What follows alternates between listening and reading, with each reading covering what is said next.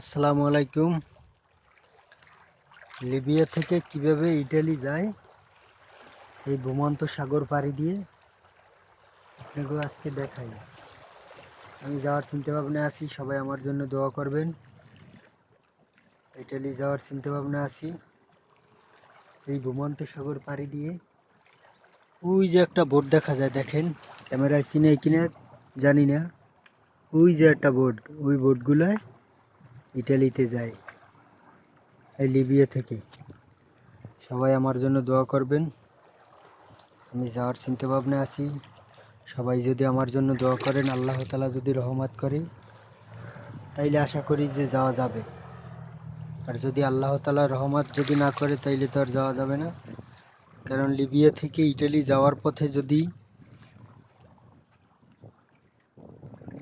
লিবিয়ার কোস্টগার্ডে ধরে, জেলে নিয়ে অনেক কষ্ট দেয়, অনেক মারধর করে।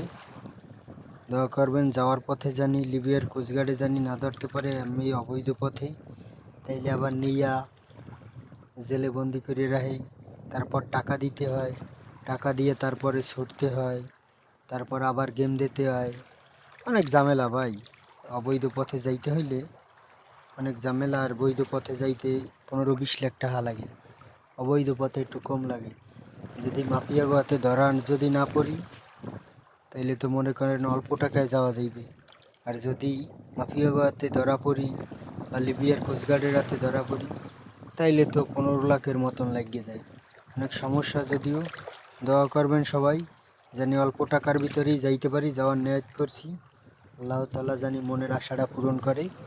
এই যে দেখেন, এই যে পানি, আর এই সেই ইটালি যাওয়ার পথে ভূমন্ত সাগর। এই সাগরে কত বাংলাদেশি ভাইয়ের প্রাণ হারাইছে, কত বোট ডুবে গেছে, কত বোট ডুবইতেছে, কত মানুষ বাঁচছে আছে, আবার মারা গেছে। যাগো হায়াত আছে তারা তো বাঁচছে আছে, আর যাগো হায়াত নেই তারা তো মারা গেছে। বোট তো ডুবই দিয়েছে লিবিয়ার কোস্টগার্ডে। যাই হোক, সবাই দোয়া করবেন। এই সাগরে অনেক বাংলাদেশি ভাইয়ের প্রাণ হারাইছে।